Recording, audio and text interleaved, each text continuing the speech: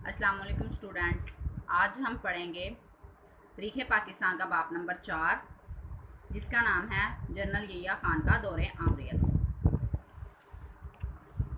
ہم جنرل یحییٰ خان کا دور آمریت میں سب سے پہلے پڑھیں گے حالات زندگی۔ جنرل آغا محمد یحییٰ خان جو 2 برس اور 9 ماہ پاکستان کے سیاہ سفید کے مالک رہے، پشاور کے رہنے والے تھے۔ ان کا خاندان ایران سے ہجرت کر کے یہاں آباد ہوا تھا۔ وہ ہندوستان کی انگریزی فوج میں بھرتی ہو گئے، جہاں ان کو 1938 میں کمیشن مل گیا۔ انہوں نے دوسری عالمی جنگ میں حصہ لیا۔ قیام پاکستان کے بعد ان کو اسٹاف کالج میں بطور انسٹرکٹر تعینات کیا گیا۔ 10 برس بعد 1957 میں وہ ترقی پا کر میجر جنرل کے عہدے پر مقرر ہوئے۔ ان کو مشرقی پاکستان کا جنرل آفیسر کمانڈنگ لگایا گیا۔ ایوب خان نے جنوری 1959 میں کراچی کی جگہ دوسرا دارالحکومت بنانے کے لیے جو کمیشن بنایا، یحییٰ خان اس کے چیئرمین تھے۔ اب ہم ان کے تمام اقدامات کا جائزہ لیتے ہیں۔ سب سے پہلے ہے اقتدار پر قبضہ۔ یحییٰ خان میں صدر پاکستان بننے کی خواہش تھی۔ اس کے حصول کے لیے انہوں نے کام بھی کیا۔ حالات کو معمول پر لانے کے لیے ایوب خان نے فروری میں گول میز کانفرنس بلائی۔ اس میں شرکت کے لیے جب شیخ مجیب الرحمن اسلام آباد پہنچے تو جنرل یحییٰ خان کے ایک آدمی نے اس کو ہوائی اڈے پر یہ پیغام دیا کہ اگر اقتدار لینا چاہتے ہو تو مجھ سے ملو۔ ایوب خان کے خلاف ان کے اشارے پر اسلام آباد اور راول پنڈی میں پوسٹر لگے۔ ایوب خان نے اقتدار چھوڑنے کے بارے میں جو اپنی آخری تقریر کی تو یحییٰ خان نے اس تقریر کا ریکارڈ اس وقت تک اپنے قبضے میں رکھا جب تک کہ وہ نشر نہ ہو گئی۔ بلا شبہ وہ فوج کے ایک مستعد اور فرض شناس افسر تھے، مگر صدر بن جانے کے بعد ان کی رنگین مزاجی کا ذکر ہونے لگا۔ قدرت اللہ شہاب نے ان کے بارے میں ان خیالات کا اظہار کیا کہ میں یحییٰ خان کے بارے میں بہت کچھ جانتا تھا اور مجھے اس بارے میں کسی غلط فہمی نہ تھی کہ وہ ملک کے لیے کیا کچھ کریں گے۔ وہ محض اصول اقتدار کے لیے ماضی میں بھی سیاسی سازشوں میں شریک رہا تھا۔ نمبر 2 پہ ہے مارشل لا کا نفاذ۔ ملک کا نظم و نسق سنبھالنے کے بعد یحییٰ خان نے اسی دن 7:15 بجے شب مارشل لا کا نفاذ کا اعلان کیا۔ اسمبلیوں اور وزارتیں توڑ دیں، آئین منسوخ کر دیا، سیاسی سرگرمیوں پر پابندی لگا دی۔ اس طرح قوم ایک بار پھر اسی مقام پر آ کھڑی ہوئی جہاں سے اس کے حصول آزادی کے بعد سفر شروع کیا تھا۔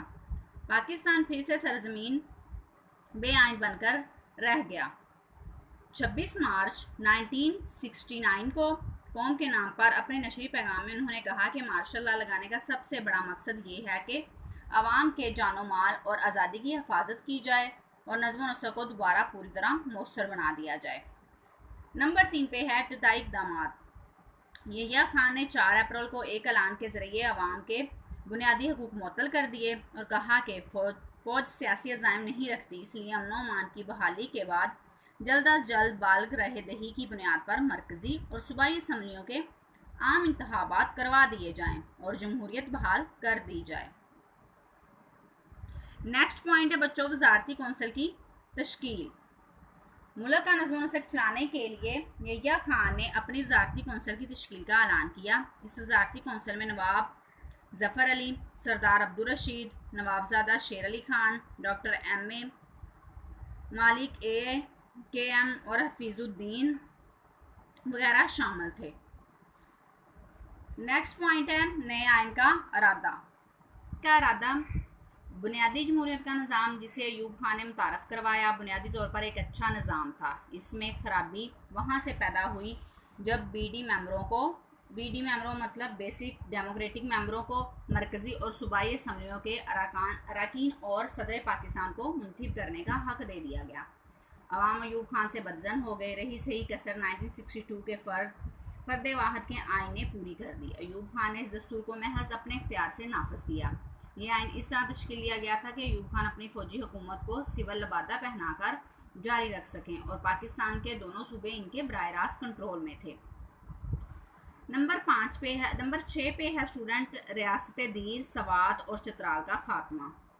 صوبہ سرحد میں دیر، سوات اور چترال کی ریاستوں کا وجود قائم تھا۔ وہاں کے عوام کو وہ انتظامی سہولیات حاصل نہ تھیں جو مغربی پاکستان کے عوام کو حاصل تھیں۔ وہاں عوام کے فلاح و بہبود کے کاموں کی طرف بھی توجہ نہ دی گئی تھی۔ پاکستان کہ عوام کا مطالبہ تھا کہ پرانے زمانوں کی ان نشانیوں کا خاتمہ کر دیا جائے۔ چنانچہ یحییٰ خان نے 28 جولائی 1969 کو ان ریاستوں کی الگ حیثیت کا خاتمہ کر دیا۔ ان تینوں کو مالاکنڈ کا ڈویژن تشکیل دیا گیا اور اس کو صوبہ سرحد کا ایک انتظامی حصہ بنا دیا گیا اور ریاستی ملازمین کو بھی سرکاری ملازمین بنا دیا گیا۔ نمبر 7 پہ ہے بدعنوان سرکاری ملازمین کے خلاف کارروائی۔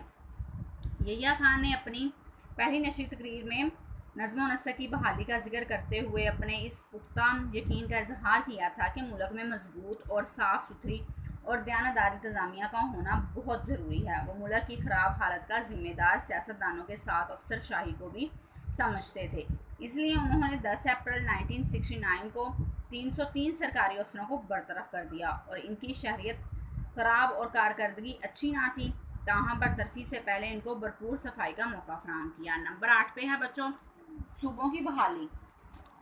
پنجاب، سندھ، بلوچستان اور صوبہ سرحد کو ملا کر اکتوبر 1955 میں مغربی پاکستان کا صوبہ تشکیل دیا گیا۔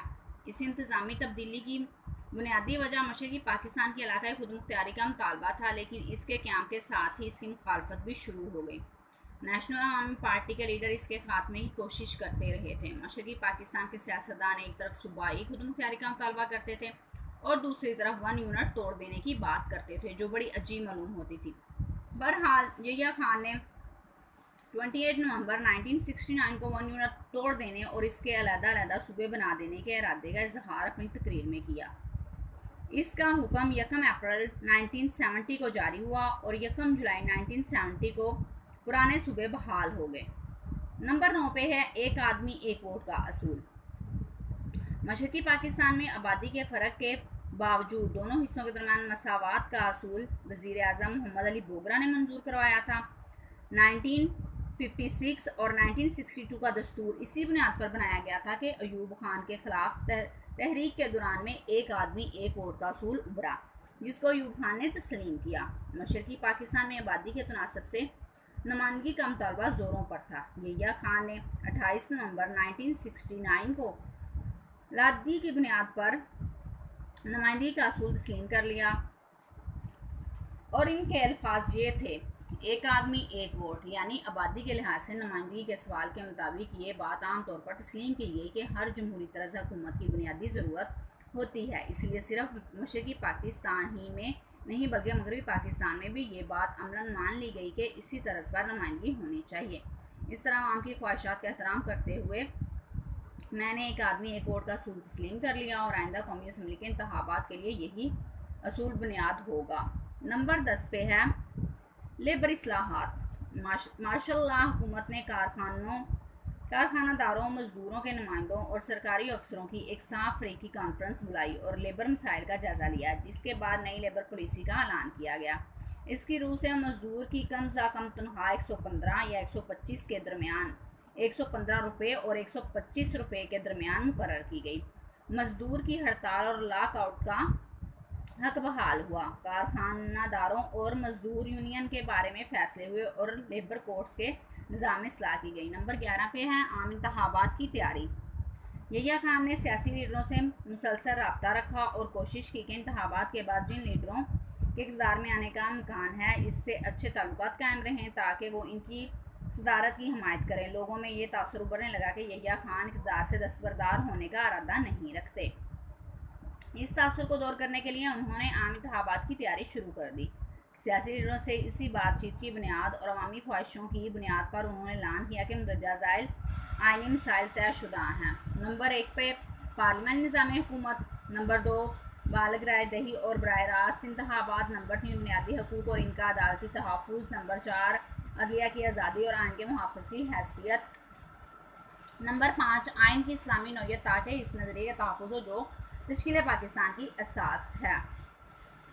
نمبر 12 پہ ہے انتخابی ووٹر۔ پاکستان کے سیاسی لیڈروں انتخابات جیتنے کے لیے علاقائی اور صوبائی تعصبات کو ابھارا۔ بلوچی گاندھی عبدالصمد خان اچاگزئی نے پختونستان کا نعرہ لگایا۔ مزدور لیڈر بشیر بختیار نے مزدوروں کی سیاسی پارٹی بنائی۔ مجیب الرحمان نے اپنے 6 نکات کے لیے مغربی پاکستان کی نیشنل عوامی پارٹی کی حمایت کی۔